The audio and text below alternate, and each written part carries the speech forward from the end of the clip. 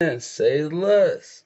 Less finesse. Yo, I got the man, the myth, the legend, Professor A, psychology and master, boys. So today, getting straight to the point. Hey, say less. We're talking about addiction. My man's really wants to talk about this, and this is the best guy to handle this subject. So I'm just gonna give a quick example of addiction.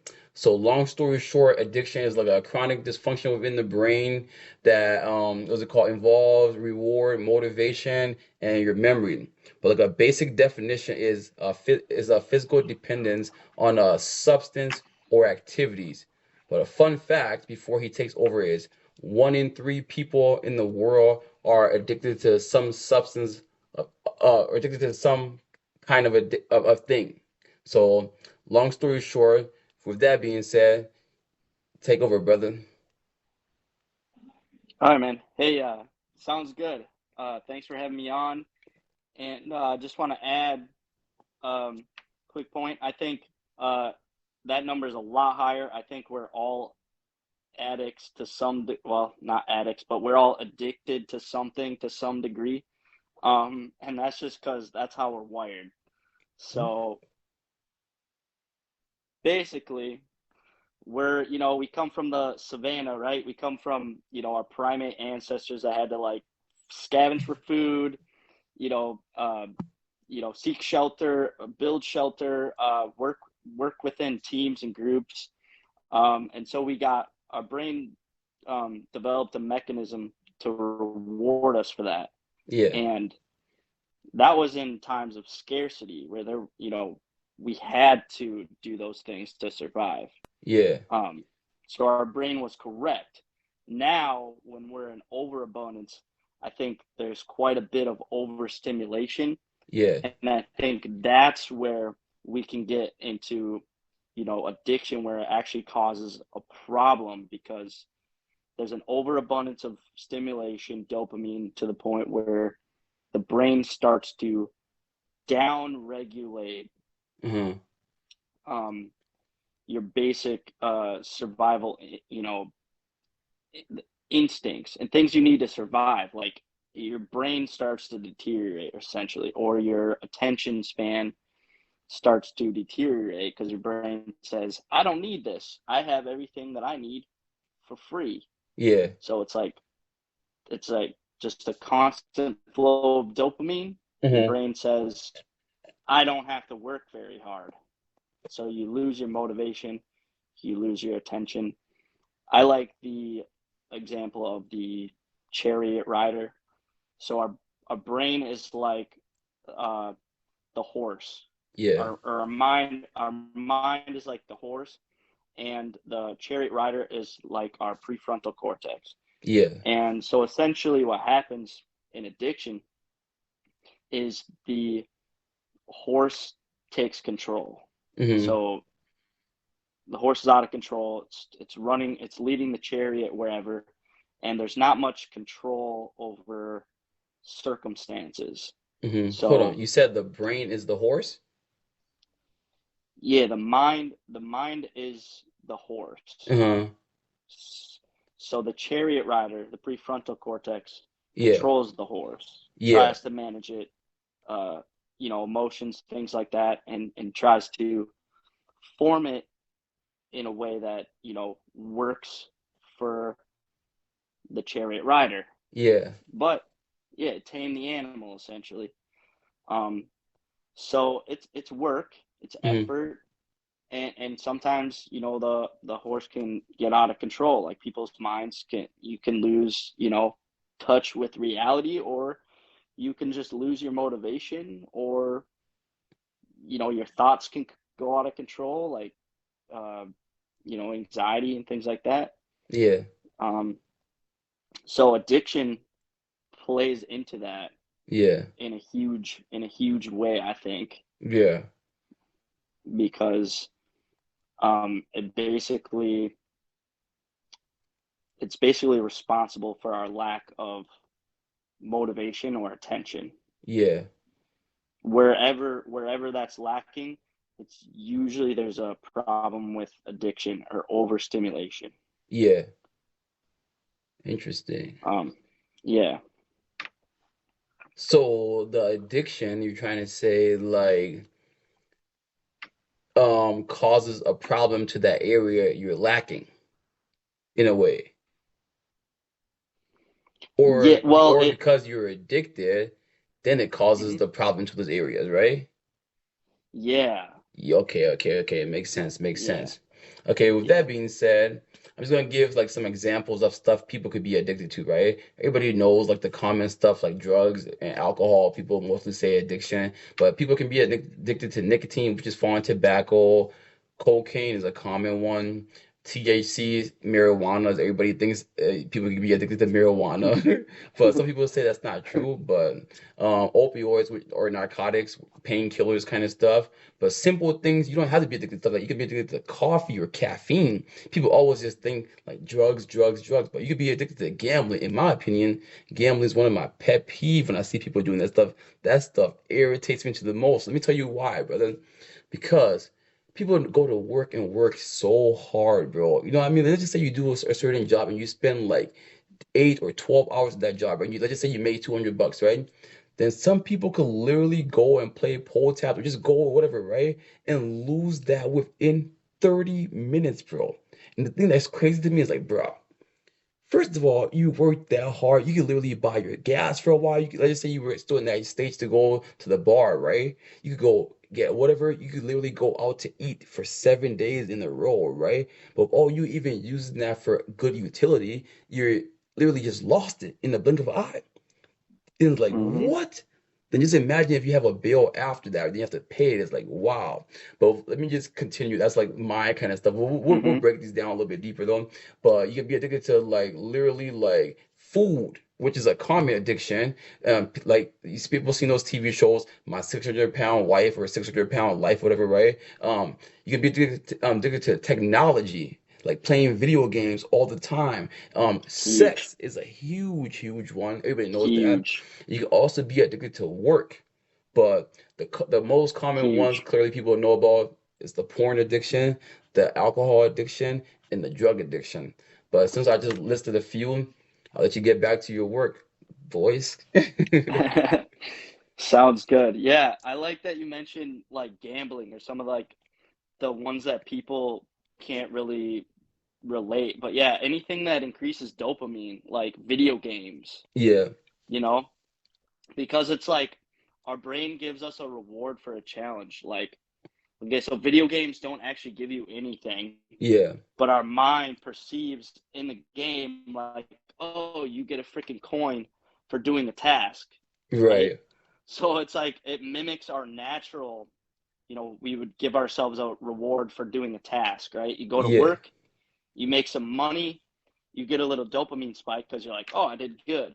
yeah, And you kind of get to set those terms for yourself or they're conditioned into you.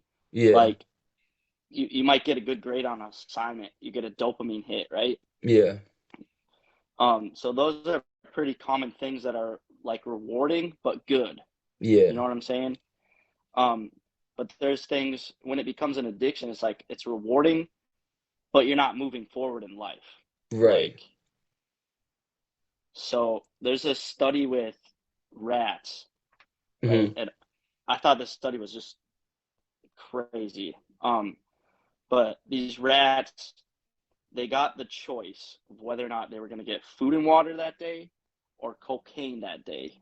Yeah, And so they got to press the button once per day. yeah. And so all the rats chose cocaine every time till they starved to death. The rats? Yeah. Yeah, They instead of choosing food or water, yeah, you would think that eventually they're going to be like, oh, well, I need to survive. Eventually, I'm going to choose food and water. No, they chose the most rewarding dopamine spike they could get because cocaine is more rewarding than food. Like it's savagery. more rewarding than sex. so like Savagery. so like people are going to choose the cocaine or the rats are going to choose the cocaine over the food, over the sex. Like it's better than our natural reward that we get in life. So it's like no wonder people get addicted to like hard drugs, right? Yeah, that Because blows my mind. it's more rewarding than actual rewards of life. You know what I'm saying? Yeah, So yeah, they all starve to death. Like so that just it's like a fault in our wiring yeah. that we're designed that way. Hmm. Um, so yeah, it's definitely a disease. It's like out of a person's control at that point. It's like yeah, it's how do you come back from that? You know, it's Right. more rewarding. It's more rewarding than life. Like Violence. That's crazy to think about yeah, that you would they would choose that until they die, bro. And I mean, from you saying that, right? I mean, just life examples of stuff or people I know, right? Or just or stuff I heard or stories I heard. Like, it does get to a certain point, like is like stuff like not even just that, just any addiction. It can get to a point that is literally ruining your life, and that that's the part of being addicted that makes it bad. That like even though you know it's causing harm, it could be not even it doesn't have to be physical harm. It could just be psychological harm or anything like literally they can't stop it. Since we're saying that, right, let's just go on some signs and symptoms of addiction, right? For example, the person is unable to stay away from the substance or stop the addictive behavior, display a lack of self-control, have an increased desire to use the substance or behaviors, lack of emotional response. But for example, I've seen somewhere it says all addictions, what's it called? Induce a feeling of hopelessness or a sense of failure. And that's the crazy part. Since you were bringing the dopamine part up, because since we were going to like to a scientific type vibe of it, so when you get those dopamine stuff, right, and the next day you lose it, clearly you feel like you are feeling because you're on from the highest high, you're at the lowest low. So like there's a sense of like, whoa, like, oh snap, like you get what I'm trying to say. Like instead of feeling good, like you yeah, just drain your whole like your tank out pretty much, and you just feel like you probably committed a sin, especially knowing yeah, you're right, especially knowing that it is affecting you in a bad way. And that's the crazy part about addiction. But with that being said, like you can vibe it, you can vibe it. I'm just, you know me, we're just vibing right now, yeah. baby. Yeah, I like what you said there. Yeah, like there's Yeah, definitely a crash, and yeah, people describe that crash as like they need to take more just to feel normal. right, Like they feel ashamed that they can't function as their normal selves without the drug. Like right, so that's when it becomes, toxic. terrible because it's like, yeah, it's like they need it now just to be normal, Yeah, just to interact with society, go to work, be with their kids, right, like um shit like that. And then that's where the shame comes in, yeah. which doesn't help either. Is there's that like social stigma about it, social shame. And that locks a person in even more because like I said, the way this center works is it wants to seek pleasure, avoid pain.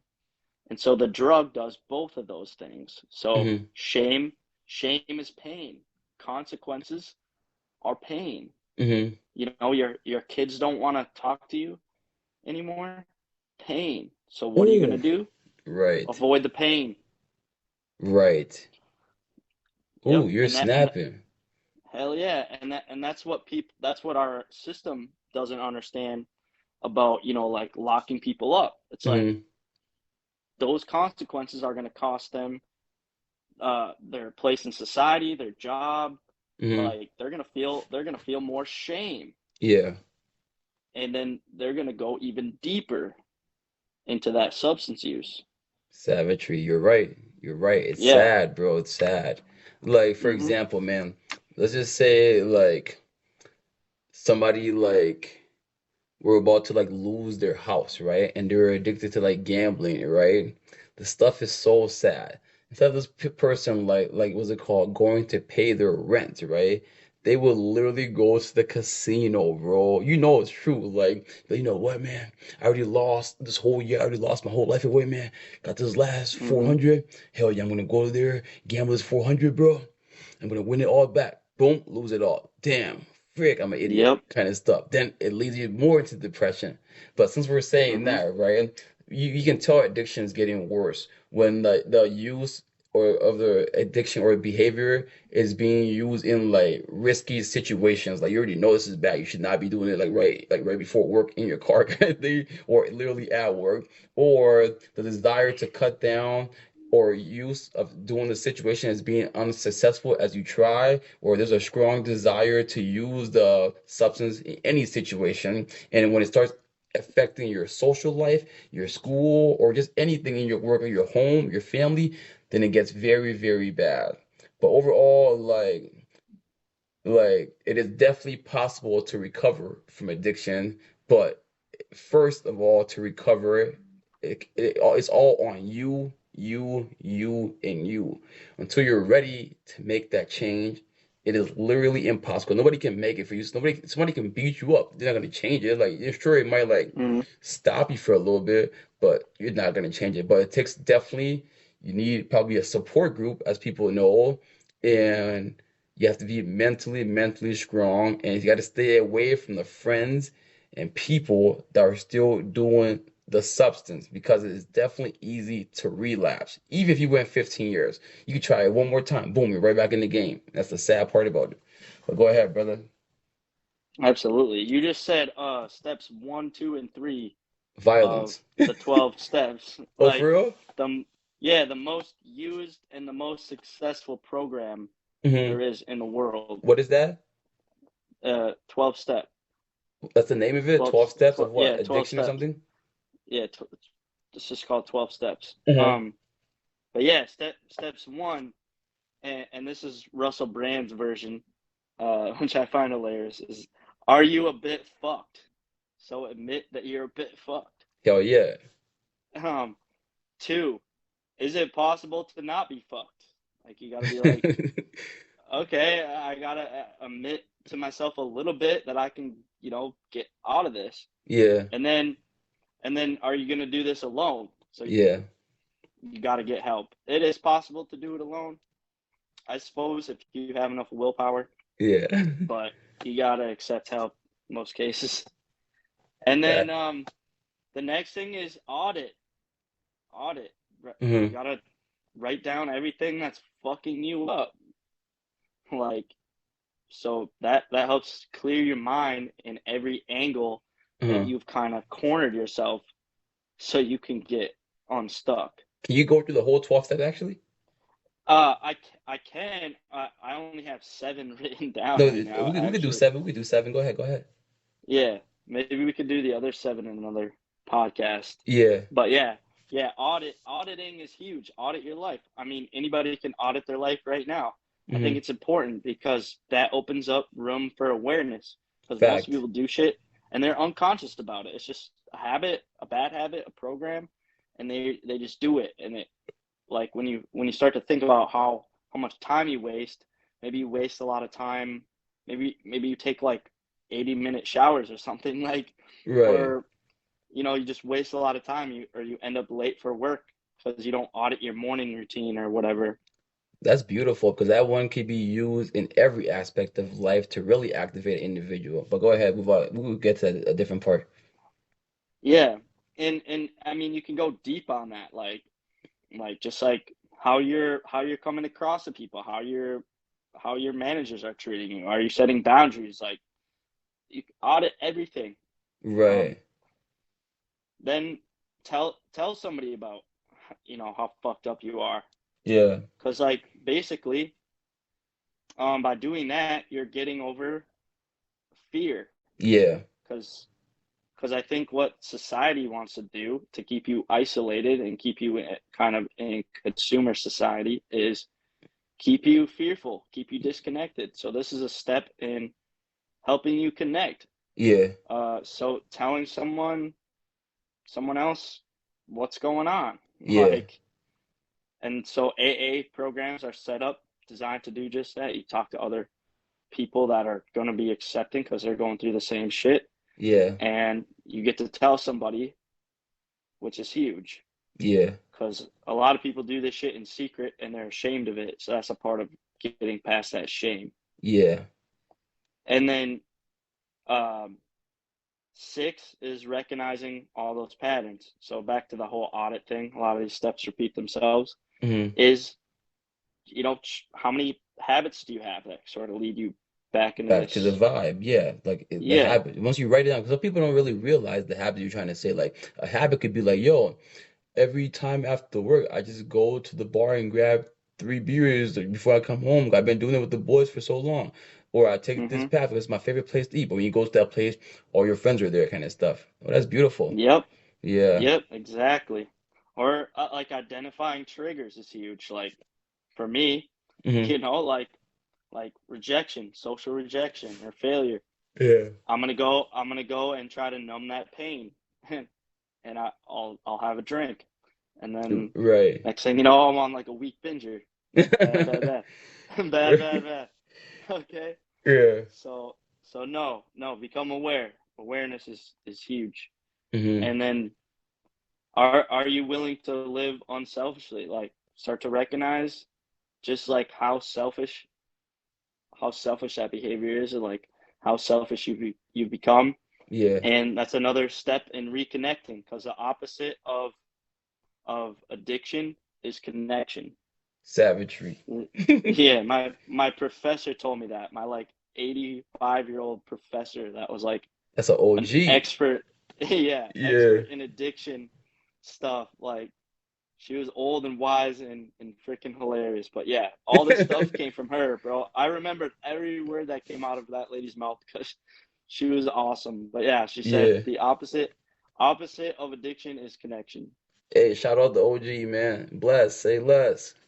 Hell yeah. Yeah. I need to go look her up, man. She's awesome. Right. Um, but yeah. But yeah, man. Overall, I mean, I feel like people got the gist of it. So I think we can cut it Hmm. off right here. And I appreciate you for coming on again, brother. It's always a pleasure to do this with you. But I'm not gonna lie, man. I feel like we went off on this one, brother. So thank you, thank you, thank you. Yo, keep Nice. us activated. Yo, you gotta end it the right way, GG. brother. Cheers, brother. Cheers. Say less.